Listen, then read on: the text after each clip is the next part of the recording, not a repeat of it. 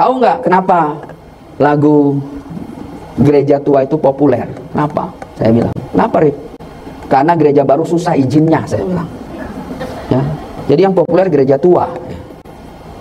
Sedikit-sedikit ibadah nggak boleh, dilarang. Katanya negara demokrasi, sedikit-sedikit ibadah dipersulit. Ya, boleh kok bebas, bangun gerejanya nggak boleh. Ya.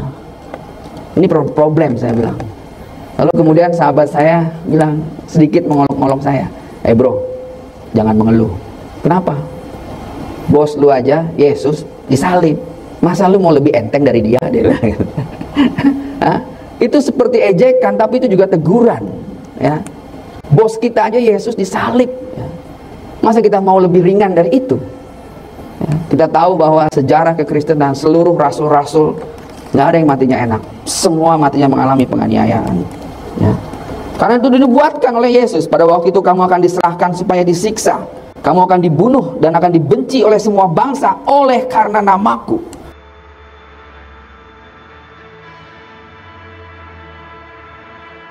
Salam semua, selamat sore. Wah, luar biasa. Senang bisa ketemu lagi. Ya, sore ini saya mau bagi tentang Back to Jerusalem. Kenapa penting ya Back to Jerusalem ya? Ada begitu banyak nubuatan-nubuatan yang Tuhan bicara sebenarnya kepada kita tentang janjinya dia, tentang Israel, tentang Yerusalem, ya, tentang masa-masa yang akan kita hadapi di fase-fase akhir, dan bagaimana kita anak-anak Tuhan merespon situasi-situasi ini ya. Saya ingatin, mungkin saya beberapa kali saya pernah mengajar dan juga mengingatkan ya bahwa pentingnya dan apa nubuatan Tuhan. Kalau kita balik lagi tentang, kalau kita lihat di Matius 23 ya, ayat 37 sampai 39 ya. Ini Yesus sendiri bernubuat ya bahwa dia akan kembali lagi. Tapi ada prasyarat, ada kondisi-kondisi yang Yesus bilang bahwa dia akan ada hal-hal yang dia mau sampaikan kepada kita ya. Mari kita baca ya, Matius 23 ayat 37 sampai 39 ya. Yerusalem, Yerusalem, engkau yang membunuh nabi-nabi dan melempari dengan batu orang-orang yang diutus kepadamu. Berkali-kali aku rindu mengumpulkan anak-anakmu, sama seperti induk ayam mengumpulkan anak-anaknya di bawah sayapnya. Tapi kamu tidak mau. Lihatlah, rumahmu ini akan ditinggalkan dan menjadi sunyi. Wah, ini nubuatan ya. Tepat 70 tahun setelah Yesus mengatakan ini, Yerusalem itu rata dengan tanah. Betul-betul ditinggalkan menjadi sunyi. Tidak satu batu pun disisakan. Titus menghancurkan Yerusalem ya. Tepat 70 tahun, tepat 70 Masehi. Pada waktu itu Jenderal Titus menghancurkan Yerusalem. Kemudian Yesus berkata, dan aku berkata kepadamu, mulai sekarang. Ini penting sekali buat kita pahami nubuatan Yesus. Kamu tidak akan melihat aku lagi hingga kamu berkata, diberkatilah dia yang datang dalam nama Tuhan. Dalam bahasa Ibrani, Baruch haba beshem Adonai. Ya, Yesus mau datang, tapi bilang kamu gak akan ketemu aku lagi sampai ya hingga kamu berkata, Baruch haba beshem Adonai. Ini salah satu tanda ya nubuatan tentang kedatangan Yesus ya. Nggak lama setelah ini kita tahu bahwa Yesus kemudian juga ditangkap, kemudian disalibkan, dia mati, bangkit di hari ketiga, kemudian naik ke langit ya. Apa maknanya? Maksudnya Yesus ini lagi bilang apa? Kamu tidak akan melihat aku lagi hingga kamu berkata, diberkatilah dia yang datang dalam nama Tuhan, Baruch haba beshem Adonai ya. Hari ini teman-teman Messianic Jews, mereka sering menyanyikan lagu ya, Baruch haba beshem Adonai, haleluya. Wah, itu kalau kita dengar ya, itu bagaimana mereka merindukan kedatangan Yesus ya. Hari ini itu mulai diperdengarkan di mana-mana, Baruch haba beshem Adonai, Baruch haba beshem Adonai ya. Diberkatilah dia yang datang dalam nama Tuhan ya. Ini nanti related dengan Markus 11 ya. Ada apa di Markus 11 sebelum kita masuk ya, kita lihat dulu lagi. Next ya. Di Matius 24 ayat 3 sampai 8, ketika Yesus duduk di atas bukit Zaitun, datanglah murid-muridnya kepadanya untuk bercakap-cakap sendirian dengan dia. Kata mereka, katakanlah kepada kami, bila manakah itu akan terjadi dan apakah tanda kedatanganmu, katanya. Ditanya Yesus ya, kapan, apa tanda kedatanganmu dan tanda kesudahan dunia, katanya. Hari ini kita ada di fase-fase akhir ya. Kalau kita balik ke flashback ke kalender Ibrani ya, kita akan mengerti ya bagaimana metodologi penanggalan Ibrani. Dan bagi kita anak-anak Tuhan juga harus ngerti ya fase-fase kalendernya Tuhan. Karena waktunya Tuhan dengan waktu kita sangat berbeda. Ya. Saya pernah mengajar di sebuah gereja di luar sana, dan saya katakan bahwa waktu bagi Tuhan dengan kita itu tidak sama. Ya. Kenapa nggak sama? Karena waktu bagi kita itu bermula pertama ketika manusianya ada. Ya. Sebelum manusianya ada, siapa yang bisa mengukur waktu? Nggak ada. Oh, that's God's time zone, bukan waktunya kita. Lalu persoalan kedua adalah ukuran waktu bagi kita adalah peredaran bulan dan matahari. Problemnya satu ya. Ketika bulannya belum ada, mataharinya belum ada, apakah waktu sudah juga belum ada? Bagi Tuhan waktu sudah ada, tapi manusia nggak mampu mencapai waktunya Tuhan. Manusia nggak mampu memahami waktunya Tuhan. Karena sebelum manusianya ada, buminya sudah ada, bulannya sudah ada, mataharinya sudah ada. Tapi yang mengukur waktunya belum ada. Kita begitu punya keterbatasan mengukur waktu, sehingga kita nggak bisa paham berapa kali kalender kita berubah. Berkali-kali. Dulu kita pakai kalender Agustian, ya, hari ini kita pakai kalender Gregorian. Ya. Sementara ada lagi di masa-masa yang sebelumnya, kita kalender Ibrani menggunakan peredaran bulan, bukan peredaran matahari. Ini berbeda lagi. Terus gimana kita ngeresponnya? Artinya sebelum manusia ada, waktu sudah ada. Measurementnya adalah measurement dari Tuhan, bukan measurement kita. Kita yang sering salah tanggap. Akhirnya kita mengukur waktu, ya.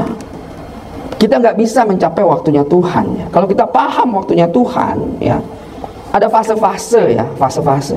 2000 tahun waktunya zaman Bapa, 2000 tahun zamannya Anak, 2000 tahun zamannya Roh Kudus. Ya, kapan bermula simbol-simbolnya? Ya. Adam adalah bapak segala manusia. Ya. Kemudian muncullah Abraham, bapak semua orang percaya. Ya.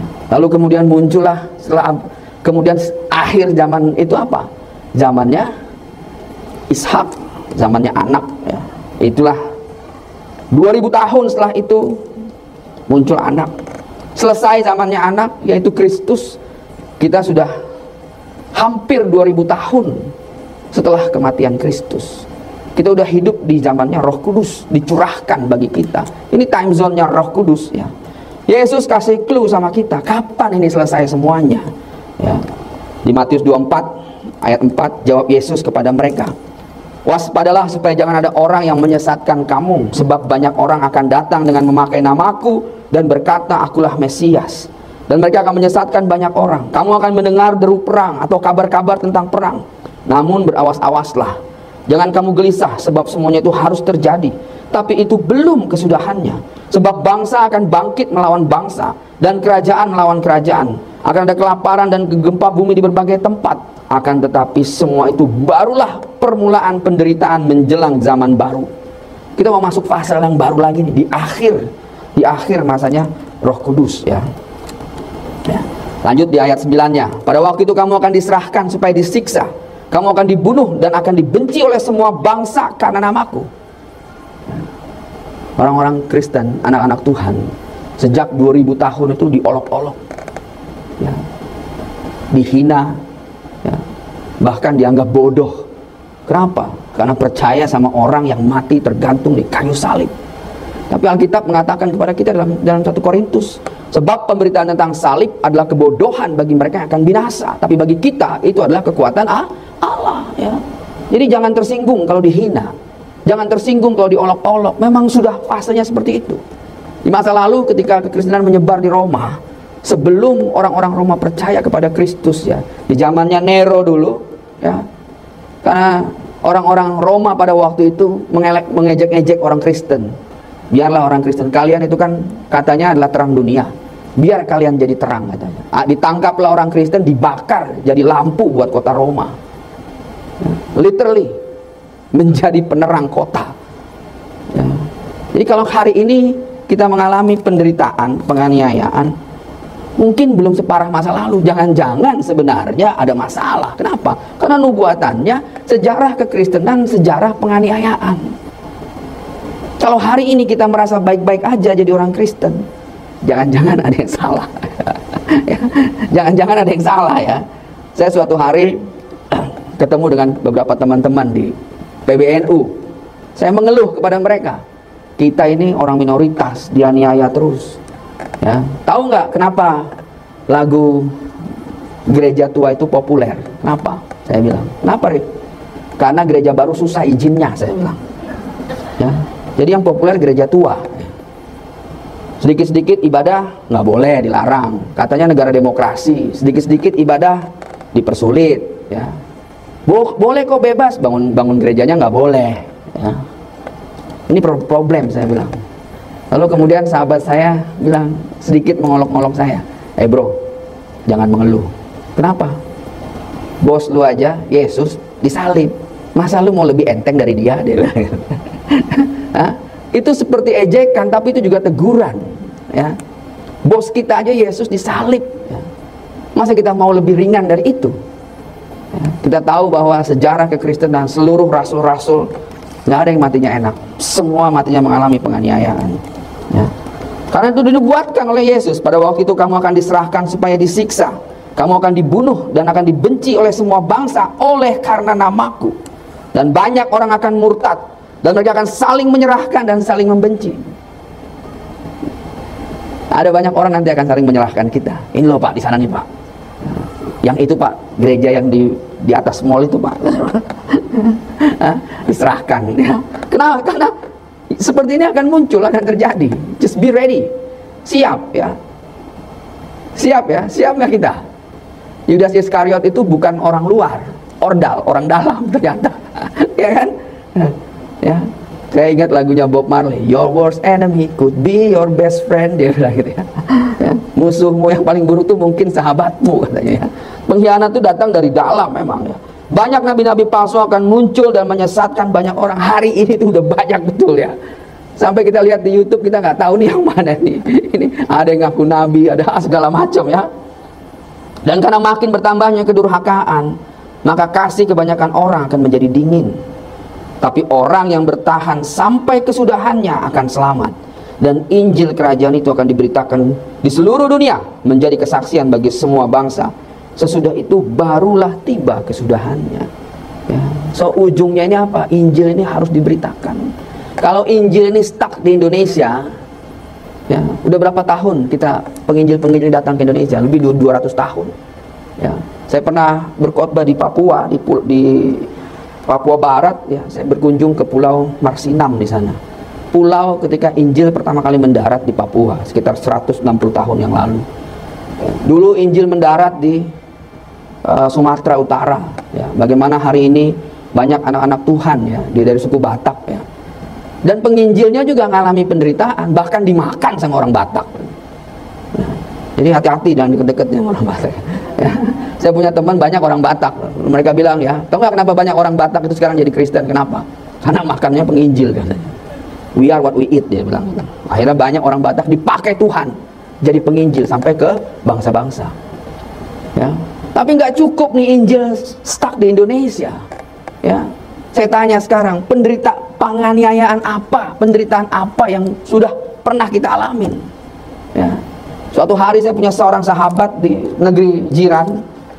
Dia datang ke saya dan bilang, saya cemburu. Cemburu kenapa? Sama tuayan yang begitu besar di Indonesia. Saya bilang, kamu nggak pantas cemburu. Saya bilang, kok ngomong gitu, Rif?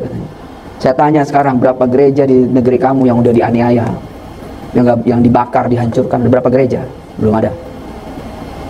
Berapa hamba Tuhan yang dibunuh ya karena pemberitaan Injil? Nggak ada. Kalau kamu nggak mau bayar harga, jangan cemburu. Saya bilang. 3 bulan kemudian saya menangis nyari dia, karena dia sampai hari ini dia diculik dan belum pernah kembali sampai sekarang ya. Orang-orang Malaysia tahu siapa namanya ya. Jadi ada harga yang kita bayar ya. Tuhan mau bicara sama kita rencana yang besar. Ujung dari ini semua apa? Injil ini harus kembali ke asalnya. Di mana asalnya? Yerusalem. Kembali ke Yerusalem ya. Kalau kita ngelihat nih, apa sih sebenarnya rencana Tuhan ya? Back to Jerusalem. Jalur-jalur menuju ke Yerusalem itu hari ini di jendela 24/7 Windows ya, itu ada negara-negara yang belum pernah mendengar Injil ya. Di negara-negara yang hari ini kita sebut unreached people group, yang mungkin kurang dari 2% mereka percaya dan mendengar Injil. Itu negara-negara tetangga kita yang begitu banyak, yang arahnya menuju ke Yerusalem, semua tuh belum kelar diinjilin. Indonesia pun kita sebenarnya masuk ya, tapi kita udah sampai 10% jumlah kita di sini. Ya, problemnya cuma satu aja, kita mau terus menginjili apa enggak? Bayangin ya, kalau ada 40 juta anak Tuhan, orang Kristen di Indonesia, satu orang setiap hari menginjili, kelar ini, negeri ini kelar. Problemnya 40 juta itu nggak ngapa-ngapain masalahnya, iya kan? Nah, tapi kita selalu bilang kita mau Indonesia penuh kemuliaan. Amin. Bagaimana Indonesia penuh kemuliaan? Bagaimana bisa mereka bicara kemuliaan Allah kalau mereka tidak pernah mendengar firman? Bagaimana mereka bisa mendengar kalau tidak pernah ada yang pergi untuk mengabarkan? Bagaimana ada yang pergi mengabarkan kalau tidak pernah ada yang diutus untuk pergi mengabarkan?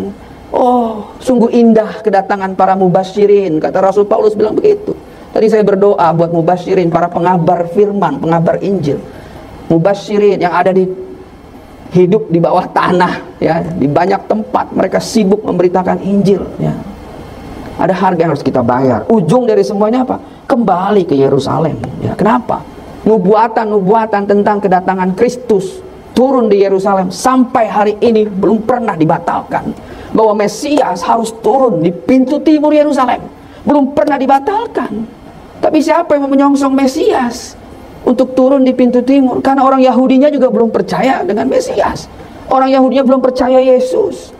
Hari ini ada PR besar bagi kita. Kita lihat di Ibrani 11 ayat 8 sampai 10 ya. Janji Tuhan buat Yerusalem ya. Karena iman Abraham taat ketika ia dipanggil untuk berangkat ke negeri yang akan diterimanya menjadi milik pusakanya. Lalu ia berangkat dengan tidak mengetahui tempat yang dia tuju. Wah, ini luar biasa ya. Abraham tuh pergi ke suatu tempat nih. Abraham tuh berasal dari Ur-Kasdim, sebuah negeri yang sebenarnya subur. Saya kasih tahu, Ur-Kasdim tuh dekat dengan Sungai Efrat. Di sebelah utaranya Baghdad, sebelah utaranya Irak ya. Tapi dia pergi ke suatu negeri yang dia nggak ketahui. Ya. Tapi karena dia tahu ada janji Tuhan, Abraham tuh pergi ya. Karena iman, ia diam di tanah yang dijanjikan itu, seolah-olah di suatu tanah asing ya. Dan di situ ia tinggal di kemah dengan Ishak dan Yakub yang turut menjadi ahli waris janji yang satu itu ya. Sebab ia menanti-nantikan kota yang mempunyai dasar yang direncanakan dan dibangun oleh Allah. Nubuatan hari ini bahwa Israel, Yerusalem itu dibangun oleh Allah. Ya, ada nubuatan dan Abraham berpegang dengan janji itu. Ya, dia mau pergi ke suatu tempat asing yang nggak dia kenal. Dia mau datang ke sana. Kenapa? Ada janji. Janji nubuatan-nubuatan itu. Kenapa di situ? Karena di tempat yang sama. Di tempat yang sama nanti kemudian dia mempersembahkan Ishak. Ya, di Gunung Sion itu, di Moriah itu. Di tempat yang sama itulah datang keselamatan. Di tempat itulah kita hari ini berpegang pada janji yang sama. Ya, dan janji itu adalah Kristus. Janji yang sama kepada orang-orang Israel tidak pernah dibatalkan. Dan kita menjadi bagian dari janji itu. Janji yang sama diberikan kepada Abraham. Janji kedatangan Mesias. Kita harus ngerti apa yang Tuhan mau. Tapi bagaimana kita memahaminya ya. Kita lihat di Yesaya 62 ayat 6 ya. Ini luar biasa sebenarnya ya. Dan ketika tembok-tembok itu dibangun, Tuhan berbicara, di atas tembok-tembokmu hai Yerusalem telah kutempatkan pengintai-pengintai sepanjang hari dan sepanjang malam. Mereka tidak akan berdiam diri. Hai kamu yang mengingatkan Tuhan kepada Sion, janganlah kamu tinggal tenang sampai dia menegakkan Yerusalem dan sampai yang membuatnya menjadi kemasyhuran di bumi. Waduh, ini dahsyat ayat ini ya. Sebenarnya kata yang pas itu bukan pengintai, tapi yang pas itu adalah penjaga. Karena tembok Yerusalem itu seperti kastil, di atasnya itu ada yang jaga 24 jam. Ya, melihat musuh itu datang dari kejauhan tuh kelihatan, berjaga-jaga, nggak boleh lengah mereka. Mereka harus terus 24 jam standby di sana. Rolling nanti, di rolling lagi, harus ada yang berjaga sepanjang hari, sepanjang malam. Mereka nggak boleh tidur, nggak boleh berdiam diri, nggak boleh tinggal dalam zona nyaman. Nggak bisa. Ya. Siapa penjaga Yerusalem ya? Dan tugasnya ini berat. Coba lihat bahasa tugasnya. Hai kamu yang harus mengingatkan Tuhan kepada Sion. Siapalah kita, tugas kita mengingatkan Tuhan. Tuhan yang maha ingat, kita maha lupa. Tapi tugas kita mengingatkan Tuhan kepada Sion. You will never stay in comfort. Dalam bahasa Inggrisnya kira-kira begitu ya. Janganlah kamu tinggal tenang. Kalau hari ini kita comfort dengan hidup kita, dengan pekerjaan kita, dengan segala pun, aduh, Wait a minute, bahaya. Ya, kita nggak bisa tinggal tenang. Ya, sampai kapan? Sampai Tuhan menegakkan Yerusalem. Amin. Ya, sampai Ia membuatnya menjadi kemasyuran di bumi. Ya, bilang kiri kanan kamu nggak boleh santai-santai. Ya, you cannot stay in comfort zone. Nggak bisa keluar dan lihat di luar sana begitu banyak persoalan yang bisa kita selesaikan, yang kita bisa bantu. Tuhan mau kita not stay in the comfort zone. Ya, kalau kita nggak tertarik untuk pekerjaan ini, nggak usah. Ya. Pekerjaan apa yang paling susah? Ada yang bilang jadi presiden. Kalau susah orang rebutan tapi jadi presiden, ya kan? Yang paling susah ini ngingetin Tuhan. Gimana lah caranya kita mengingatkan Tuhan? Ini mission impossible ini, ya. Nggak bisa kita ngingetin Tuhan. Ya. Bapak Ibu, sejarah Israel itu, aduh, kitab yang kita baca ini itu menyangkut sejarah dari mulai mereka itu jadi satu dari keluarga, jadi satu suku, jadi satu bangsa, ya, sampai kemudian menjadi besar. Ya, sejarah Israel itu sejarahnya dan sejarah yang mereka jalanin, inilah yang kita imanin. Janji-janji yang diberikan kepada mereka itulah yang lebih dulu pada mereka, inilah yang kita imanin. Janji keselamatan, janji Mesias, ini yang kita imanin.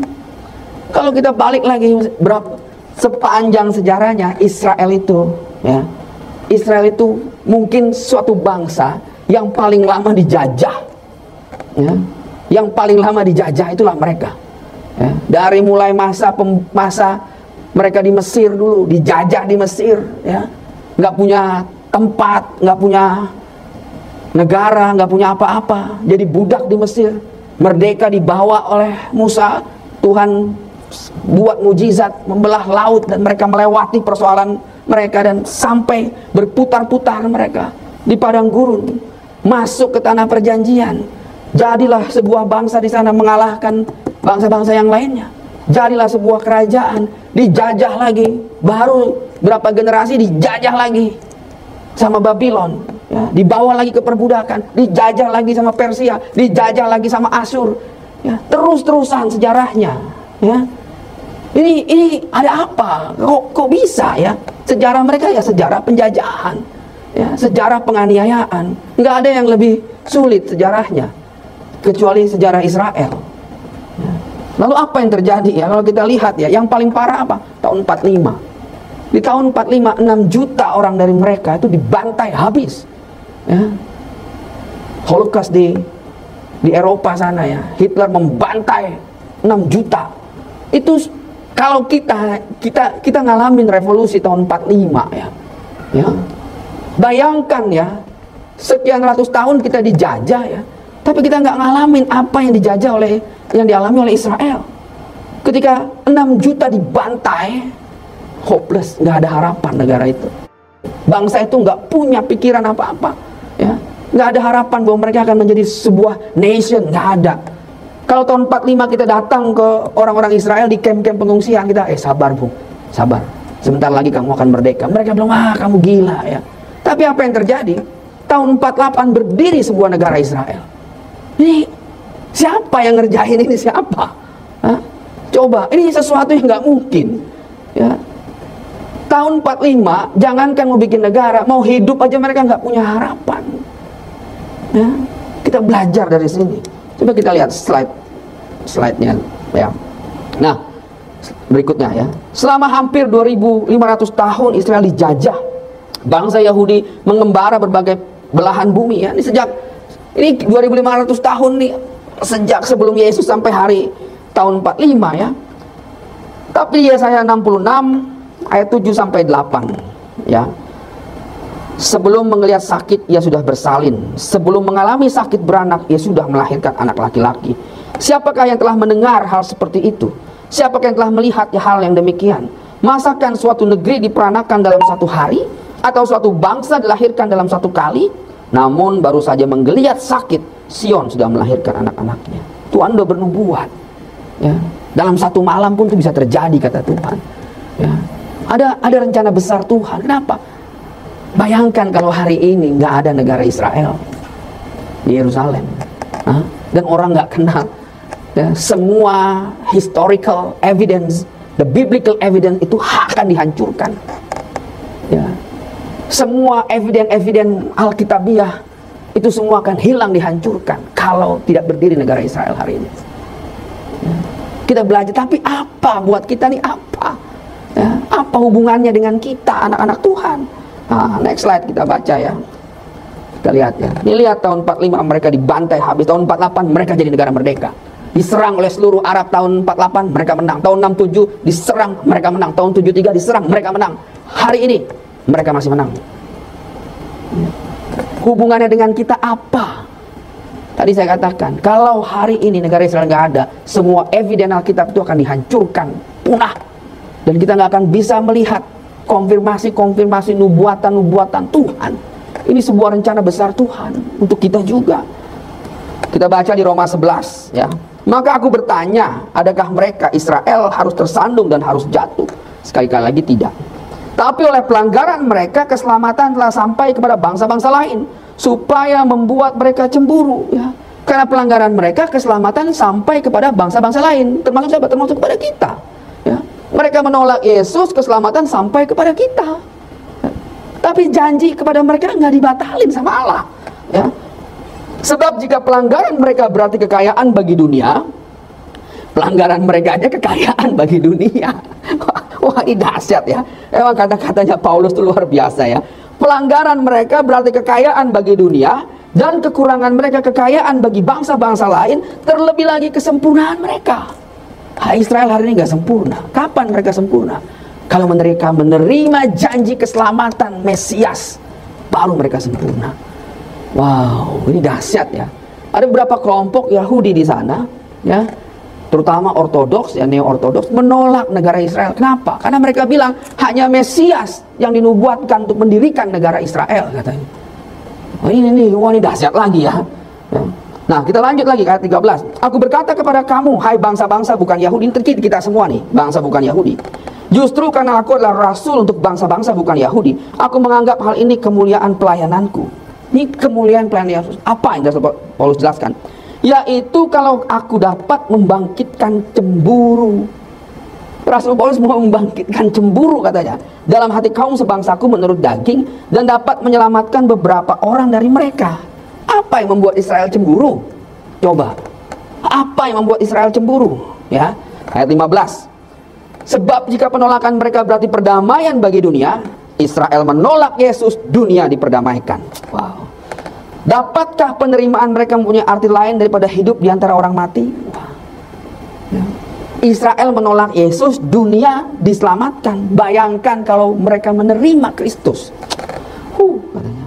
Itu lebih hebat daripada hidup di antara orang mati, katanya. Jikalau roti sulung adalah kudus, maka seluruh adonan juga kudus. Dan jikalau akar adalah kudus, maka cabang-cabang juga kudus. Karena itu apabila beberapa cabang telah dipatahkan, dan kamu sebagai tunas liar telah dicangkokkannya diantaranya, dan turut mendapat bagian dalam akar pohon zaitun yang penuh getah, janganlah kamu bermegah terhadap cabang-cabang itu ya. Jadi ada cabang-cabang Israel yang tidak percaya kepada Kristus, dipatahkan oleh Allah karena ketidakpercayaan mereka ya. Dan kita ini tunas liar katanya, kita dicangkokkan ke pokok zaitun itu ya, dapat bagian dari akar pokok zaitun yang penuh getah. Jangan bermegah, jangan sombong katanya ya. Ingatlah bahwa bukan kamu yang menopang akar, melainkan akar itu yang menopang kamu. Mungkin kamu akan berkata, ada cabang yang dipatahkan supaya aku dicangkokkan diantaranya. Roma 11 ayat 19 ya. Sebagai tunas, baiklah mereka dipatahkan karena ketidakpercayaan mereka, dan kamu tegak tercagak karena iman. Janganlah kamu sombong, tapi takutlah. Sebab kalau Allah tidak menyayangkan cabang-cabang asli, Ia juga tidak akan menyayangkan kamu. Bapak Ibu, saya cuma ingatkan, hari ini kita pikir kitalah yang paling benar. Ternyata Rasul Paulus ingetin kita, enggak ya, enggak. Kita ini hanya tunas liar yang dicangkokkan ke pokok zaitun yang penuh getah.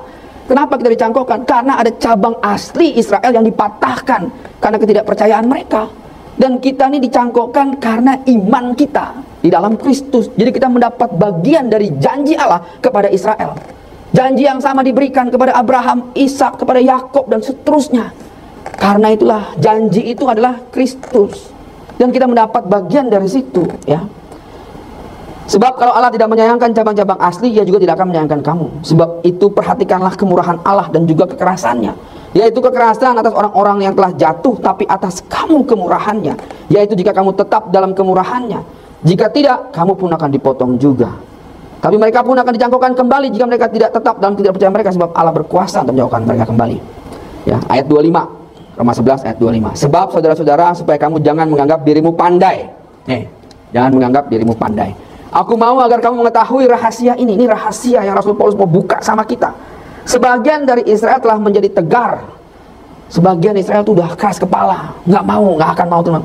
Sampai jumlah yang penuh dari bangsa-bangsa lain telah masuk. Dengan jalan demikian seluruh Israel akan diselamatkan. Sebab ada tertulis, dari Sion akan datang penebus. Ia akan menyingkirkan segala kefasikan daripada Yakub. Ya. Ini rahasia yang Rasul Paulus mau bilang sama kita. Sebagian dari Israel telah menjadi tegar, sampai jumlah yang penuh dari bangsa-bangsa lain telah masuk. Bangsa yang mana? Ini Rasul Paulus ngomongin apa sih? Bangsa yang lain telah masuk. Dengan jalan demikian seluruh Israel akan diselamatkan. Kol Yisrael Yivasya. Kalau di sana ada lagunya, Kol Yisrael Yivasya, seluruh Israel selamat. Yang mana dan gimana caranya? Hari ini mereka yang paling keras menolak Kristus. Ya. Kalau kita menginjili, kita pikir menginjili saudara kita orang Kedar itu mudah. Kita pikir itu susah ya. Ternyata ada yang lebih susah. Menginjili orang Yahudi. Kenapa? Siapa kamu orang kafir katanya. Kita yang dianggap kafir sama mereka. Ya. Karena kata-kata bangsa-bangsa ini aslinya dalam teks perjanjian lama adalah kafir. Ya. Dalam perjanjian baru diperhalus menjadi etne. Ya. Tapi dalam perjanjian lama itu artinya adalah kafir. Ya. Kita ini dianggap kafir. Bagaimana kita mau menginjili mereka? Janji kedatangannya ini semua akan kembali ke Yerusalem sampai kepenuhan dari bangsa-bangsa yang telah masuk. Dengan jalan demikian seluruh Israel, karena keselamatan yang dijanjikan oleh Allah bagi Israel adalah kedatangan Mesias. Ya, dia akan datang sebagai singa Yehuda. Ya. Yang pertama kali dia datang sebagai anak domba Allah, anak domba Paskah yang disembelih di hari Paskah sebagai korban penebus dosa, dan dia akan datang lagi sebagai singa Yehuda. Ya, dengan jalan demikian, karena janji pertama kali itu diberikan kepada Israel, dan Injil ini harus kembali kepada Israel, ke Yerusalem. Rasul Paulus kasih ini rahasia di akhir zaman, sampai kepenuhan dari bangsa lain telah masuk. Dengan jalan demikian seluruh Israel diselamatkan. Seperti ada tertulis, dari Sion akan datang penebus, dia akan menyingkirkan segala kefasikan dari Yakub. Inilah perjanjianku dengan mereka apabila aku menghapuskan dosa mereka. Ayat 28 kita baca. Mengenai Injil, mereka adalah seteru Allah. Aduh, udah jelas-jelas siapa yang bisa berseteru dengan Allah? Israel. Ya. Kalau kita baca Alkitab, Israel itu apa? Yang bergumul dengan Allah dan menang, kata Alkitab. Ada kata dan menang, ya kan? Waduh, heran ya. Kenapa Allah ini betul-betul menyayangi mereka karena janji ya?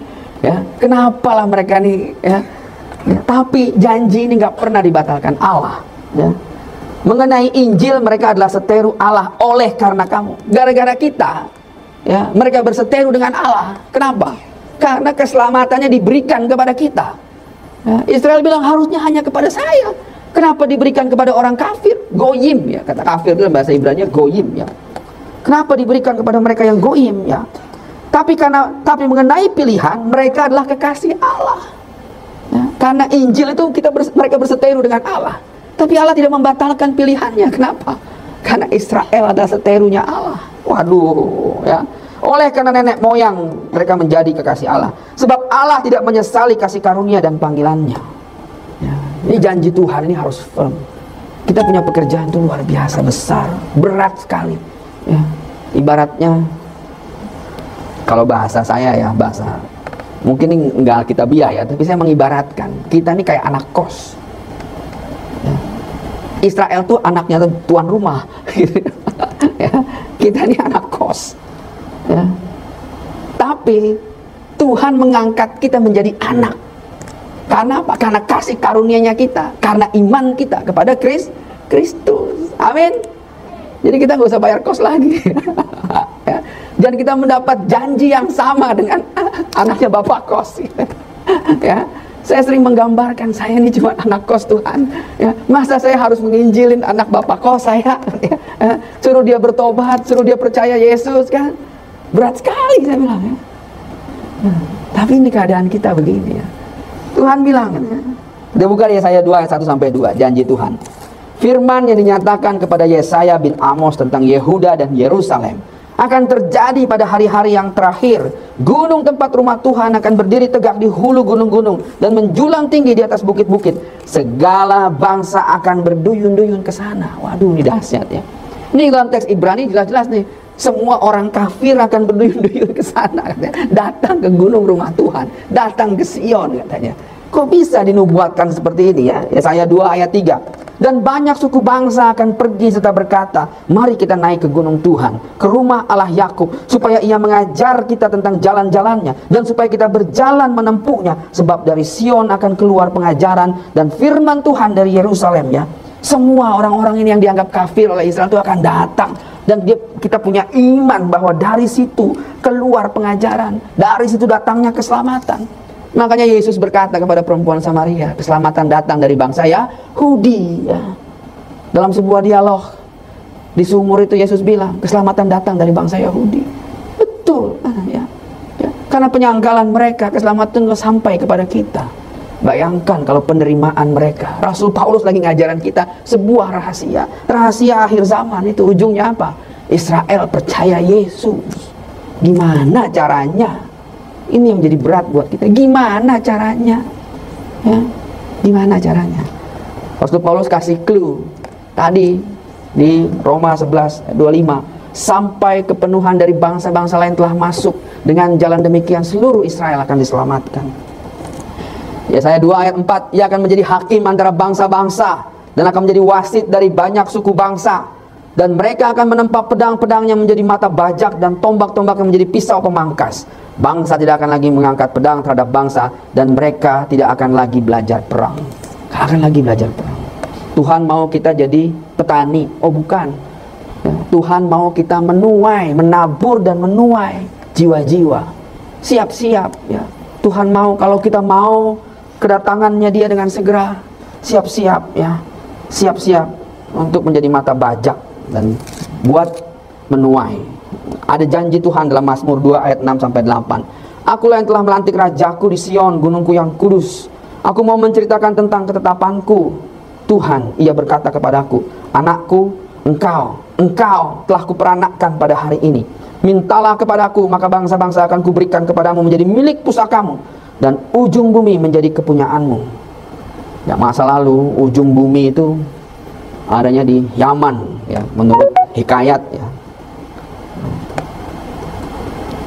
Dalam Mazmur 98 ayat 1 ya, cerita tentang saat penyelamatan yang sudah dekat. Nyanyikanlah nyanyian baru bagi Tuhan, sebab ia telah meletakkan perbuatannya yang ajaib. Keselamatan telah dikerjakan kepadanya oleh tangan kanannya, oleh lengannya yang kudus. Tuhan telah memperkenalkan keselamatan daripadanya, telah menyatakan keadilannya di mata bangsa-bangsa. Ia mengingat kasih setia dan kesetiaannya terhadap kaum Israel.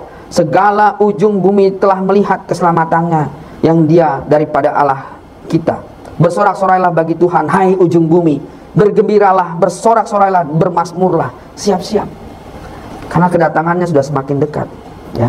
Bermasmurlah bagi Tuhan dengan kecapi dan lagu-lagu yang nyaring, dengan nafiri, sangkakala yang nyaring. Bersorak-sorailah di hadapan Raja. Ya Tuhan, biarlah gemuruh laut serta isinya, dunia serta yang diam di dalamnya. Biarlah sungai-sungai bertepuk tangan dan gunung-gunung bersorak bersama-sama di hadapan Tuhan, sebab ia datang untuk menghakimi bumi. Ia akan menghakimi dunia dengan keadilan dan bangsa-bangsa dengan kebenaran. Nubuatan ini harus kita pahamin ya, bahwa bangsa-bangsa itu akan datang. Seperti Rasul Paulus jelaskan, sampai kepenuhan dari bangsa-bangsa lain telah masuk. Dengan jalan demikian seluruh Israel diselamatkan ya. Bapak Ibu ya, kalau kita balik lagi nih ya, ada beberapa hal yang sebenarnya Yesus nubuatkan ya. Bagaimana Yesus mencoba ingetin kita dan mengajarkan kepada kita. Kita lihat di Markus 11 ya. Buat Bapak Ibu yang tahu bahwa Markus 11 ini menggambarkan nubuatan, dan Yesus ngajarin kita tentang akhir zaman sebenarnya. Gambaran bahwa dia masuk ke Yerusalem dan dia disambut dengan perkataan nyanyian yang sama, Baruch haba Beshem Adonai ya. Di Markus 11 ayat 1 sampai 3, ketika Yesus dan murid-muridnya telah dekat Yerusalem, dekat Betfage dan Betania yang terletak di Bukit Zaitun, Yesus menyuruh kedua muridnya dengan pesan, pergilah ke kampung yang di depanmu itu. Pada waktu kamu masuk ke situ, di situ, kamu akan segera menemukan seekor keledai muda tertambat yang belum pernah ditunggangi orang. Keledai muda tertambat yang belum pernah ditunggangi orang. Saya pernah mengajar tentang keledai liar. Ya, cuma ada 2 jenis keledai. Keledai yang dijinakkan dan keledai liar. Keledai yang belum pernah ditunggangi orang adalah keledai liar. Ya, lagi diikat tuh, mau dijinakkan, diikat dulu karena dia masih liar, masih nendang kiri, nendang kanan. Dia masih nggak mau ngangkut beban, diikat jadinya dia. Ya. Bisa nggak Yesus suruh muridnya, pergilah kamu ke kampung itu, carikan kuda terbaik? Bisa nggak? Bisa. Tapi Yesus tidak menyuruh murid-muridnya untuk mencari kuda terbaik, ya. Atau bisa nggak Yesus bilang, tolong cari di kampung itu kereta kencana yang bagus? Bisa nggak? Bisa. Tapi Yesus suruh muridnya cari keledai muda tertambat yang belum pernah ditunggangi orang, keledai liar.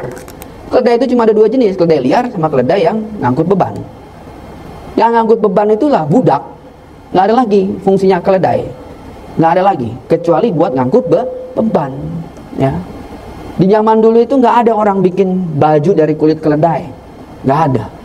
Atau orang bikin mungkin minum susu keledai, nggak ada. Susu kedelai ada ya sekarang ya, nggak ada dulu ya. Sampai nggak ada orang makan daging keledai juga nggak ada, nggak enak, keras. Kalau di Sumba hari ini ada orang makan daging kuda, masih ada ya, dijualin gitu ya. Keledai itu nggak ada faedahnya kecuali jadi budak buat mengangkut beban. Kalau flashback lagi ke kitab Kejadian, siapa yang ditulis dalam Alkitab bahwa lakunya seperti keledai liar? Siapa? Ismail, ya. Lakunya seperti keledai liar. Ya. Wah, ini menarik ya. Saya bukan mau cocokologi ya, tapi saya mau mengkonfirmasi bahwa apa yang Tuhan bilang tentang kenapa yang dipilih Yesus itu keledai muda yang belum pernah ditunggangi orang. Lalu apa yang Yesus suruh? Lepaskan ikatannya dan bawalah kemari. Ikatan-ikatannya itu suruh murid-muridnya yang lepasin. Lepasin ikatannya, bawa kemari. Jika ada orang mengatakan kepadamu, mengapa kamu lakukan itu? Jawablah, Tuhan memerlukannya. Amin. Ya, Ia akan segera mengembalikannya ke sini. Ini keledai ini nggak ada harganya, nggak ada faedahnya, nggak ada martabatnya lah istilahnya ya. Keledai liar ya. Tapi Yesus bilang Tuhan mau pakai dia. Ya. Coba ya, kita renungkan ya. Kadang-kadang kita dalam kehidupan sehari-hari kita juga kayak keledai kan, ngelawan orang tua, ngelawan pendeta, ngelawan Pak Gembala ya, nendang kiri kanan, suka-sukanya kita ya kan. Nah, keledai liar. Kalau merasa begitu siap-siap, Tuhan mau pakai kamu. Amin. Ya. Ya. Lalu ayat 4-nya, mereka pun pergi dan menemukan keledai muda tertambat di depan pintu di luar, di pinggir jalan, lalu melepaskannya. Dan beberapa orang situ berkata kepada mereka, apa maksudnya kamu lepaskan keledai itu? Lalu mereka menjawab seperti yang sudah dikatakan Yesus. Maka orang-orang itu membiarkan mereka. Lalu mereka membawa keledai itu kepada Yesus. Jadi murid-muridnya bawa keledai itu kepada Yesus. Liar, dilepasin ikatannya, dibawa kepada Yesus, dan mengalasinya dengan pakaian mereka. Yang melepaskan ikatan-ikatan keledai liar itu adalah murid-murid. Dan yang mengalasi keledai itu adalah murid-murid. Supaya apa? Supaya Yesus naik bisa duduk di keledai itu. Murid-murid ini bayar harga, ya. Jangan jadi murid nggak mau bayar harga. Ya. Kemudian Yesus naik ke atasnya. Banyak orang menghamparkan pakaian di jalan. Ada pula menyebarkan ranting-ranting hijau yang mereka ambil dari ladang. Ya. Berikutnya ayat 9. Ya. Orang-orang yang berjalan di atas, di depan dan mereka yang mengikuti dari belakang berseru, Hosana. Diberkatilah dia yang datang dalam nama Tuhan. Ayat 10. Diberkatilah kerajaan yang datang, kerajaan Bapa kita Daud, Hosana, di tempat yang maha tinggi. Sesampainya di Yerusalem, ia masuk ke bait Allah. Yesus masuk ke bait Allah, ke Yerusalem, naik keledai liar yang belum pernah ditunggangi orang, yang gak ada martabatnya, yang gak ada harganya nih keledai. Tapi ketika dipakai Tuhan, disambut, dan orang-orang melemparkan ranting-ranting menyambut Yesus dengan nyanyian Baruch haba Beshem Adonai. Diberkatilah dia yang datang dalam nama Tuhan, diberkatilah dia yang datang dalam nama Tuhan. Ya, mereka menyambut Yesus sebagai Mesias. Ya, Yesus masuk. Ini berkaitan dengan nubuatan akhir zaman. Yesus pada waktu itu masuk lewat pintu timur Yerusalem. Karena letaknya di Bukit Zaitun, pintu timur Yerusalem itu persis di depan Bukit Zaitun. Ya, Kalau kita ke Getsemani, kita akan lihat pintu timur itu persis di atasnya Getsemani. Yesus masuk ke sana, naik keledai liar, dan orang-orang menyambut dia. Baruch haba Beshem Adonai, diberkatilah dia yang datang dalam nama Tuhan, diberkatilah. Ini nyanyian yang Yesus rindukan. Coba kita lihat lagi di Matius 23, next slide, kita bisa lihat ya. Kamu gak akan melihat aku lagi sampai ada yang berkata dan bernyanyi Baruch haba Beshem Adonai, diberkatilah dia yang datang dalam nama Tuhan ya. Waktu Yesus masuk Yerusalem, dia disambut dengan nyanyian itu. Dan Yesus sebelum pergi meninggalkan Yerusalem, dia bilang, kamu tidak akan melihat aku lagi sampai kamu berkata Baruch haba Beshem Adonai. Nubuatan Yesus. Bapak Ibu, hari ini pintu timur itu di mana? Next slide kita buka. Kita lihat ya. Ini pintu timur persis di depan Getsemani. Ya. Ini pintu timur, nubuatan, dan pintu timur itu ditutup sampai hari ini. Nggak dibuka, disemen, di batu sama Sultan siapa dari Utsmani, yang lupa saya namanya ya. Yeskiel 44 ayat 1. Kemudian dia membawa aku kembali ke pintu gerbang luar dari tempat kudus yang menghadap ke timur. Gerbang itu tertutup. Lalu Tuhan berfirman kepadaku, pintu gerbang ini harus tetap tertutup, jangan dibuka dan jangan seorang pun masuk dari situ, sebab Tuhan Allah Israel sudah masuk melaluinya. Karena itu harus tetap tertutup. Hanya raja itu, oleh karena ia raja, boleh duduk di sana, makan santapan di hadapan Tuhan. Raja itu akan masuk melalui gerbang dan akan keluar dari situ. Ini nubuatan ini digenapin ya. Digenapin ketika apa? Di zaman Yesus, pada waktu Yesus masuk dari sana ya. Tapi waktu itu nubuatannya nggak tergenapin.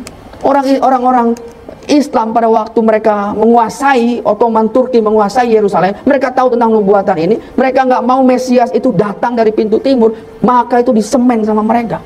Tapi justru itu menggenapi nubuatan dari Yeskiel 44 ayat 1. Karena cuma Yesus Raja Israel yang pernah melewati pintu gerbang itu, dan cuma dia yang keluar dari situ. Setelah itu tertutup semuanya. Belum pernah ada lagi Raja Israel lewat ke situ, masuk dari situ. Nubuatan ini akan dibuka lagi ketika Yesus datang. Tuhan lagi bekerja. Bapak Ibu, respon kita gimana ya? Hal-hal yang terkait dengan Yerusalem, dengan Israel, dengan akhir zaman, ini sedang terjadi. Kita harus ngerti ya. Rasul Paulus sekali lagi ngasih tahu rahasia. Sampai kepenuhan dari bangsa-bangsa lain telah masuk. Dengan jalan demikian seluruh Israel diselamatkan. Bangsa yang mana? Orang kafir yang mana? Rasul Paulus kasih juga clue sama kita, supaya membuat mereka cemburu, membuat Israel cemburu. Siapa yang bisa membuat Israel cemburu?